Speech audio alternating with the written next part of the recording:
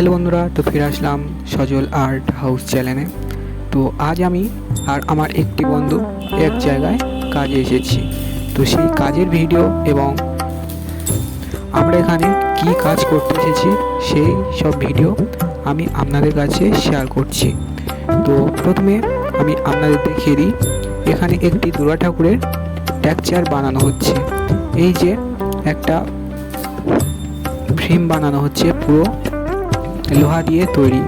তো এটা হচ্ছে পুরো কারখানার একটি ভিডিও।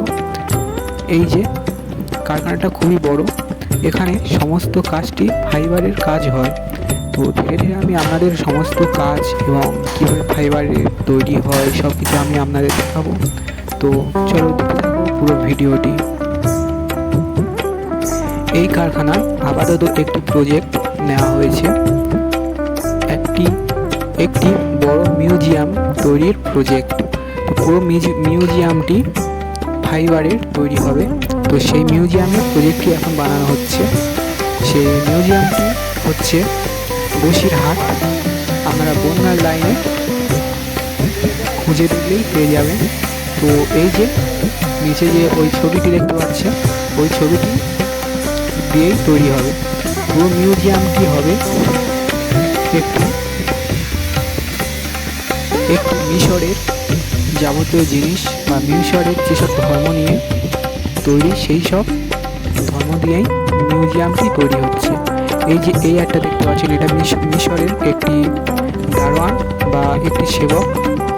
তো আমি আপনাদের ধীরে ধীরে সমস্ত কাজটি দেখাবো। আর এদিকেই একটি ওয়াটার পার্কের একটি প্রজেক্ট হচ্ছে। এইটি হচ্ছে একটি জলের ঢেউ।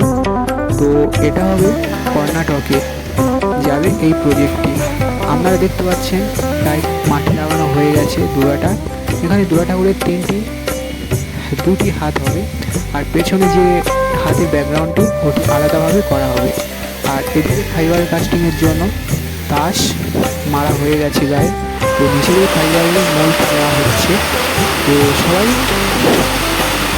কাজ ছেড়ে চলে গেছে। এখন দেখতে পাচ্ছেন বাইরে প্রচণ্ড বৃষ্টি হচ্ছে। তো সেই বৃষ্টির ফাঁকে আমি ভেবে নিলাম একটু ভিডিও করে নিই।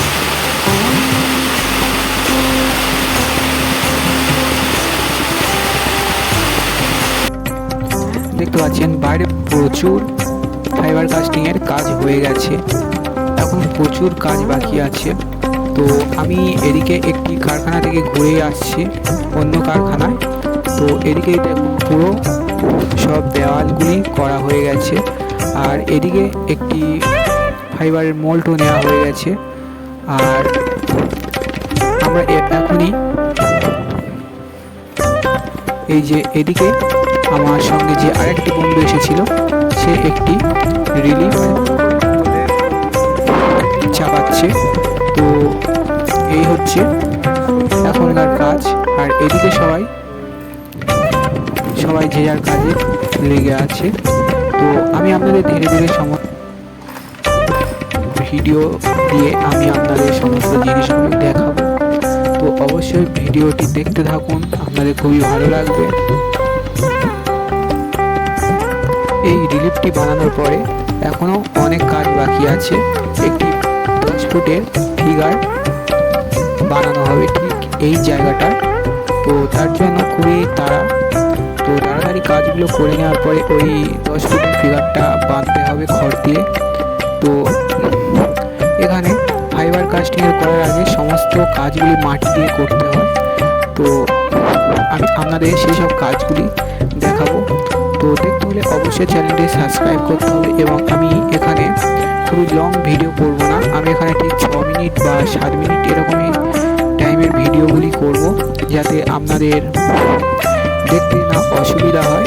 তো আমি এখানে পার্ট করে সমস্ত ভিডিওগুলো আমি আপনাদের কাছে নিয়ে আসবো। অবশ্যই সঙ্গে থাকুন। আমি এখানে যেসব কাজগুলি হচ্ছে সমস্ত কাজগুলি আমি আপনাদের দেখানোর চেষ্টা করব।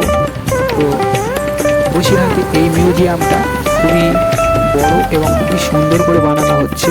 তো আপনারা চাইলে পুজোর সময় দেখতে পারেন বা পুজোর পরেও দেখতে পারেন।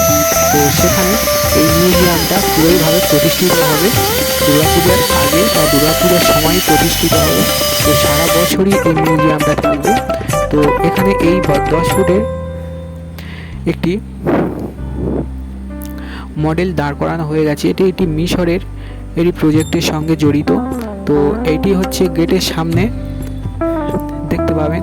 তো আপনারা মিশরের যাবতীয় তাদের পরিবেশ বা ঘর বা বড় বড় মূর্তিগুলো দেখে থাকবেন ওখানে গেলে, বা কোনো পাথরে খোদাই করা মূর্তি ঠিক এরকমই হবে, সেগুলোই দেখে এই সব মূর্তিগুলো করা হয়েছে। তো পুরো মাপ মেজারমেন্ট সব কিছুই দেখে বানানো হচ্ছে। তো অবশ্যই ভিডিওটি দেখতে থাকুন। আমি আপনাদের এরকমই ধরনের ভিডিও আমি আপনাদের কাছে নিয়ে আসব। তো আজ এই পর্যন্ত। তো দেখা হচ্ছে পার্ট 2 নিয়ে। তো সঙ্গে থাকবেন এই ভিডিওর পরবর্তী পার্ট দেখার জন্য। তো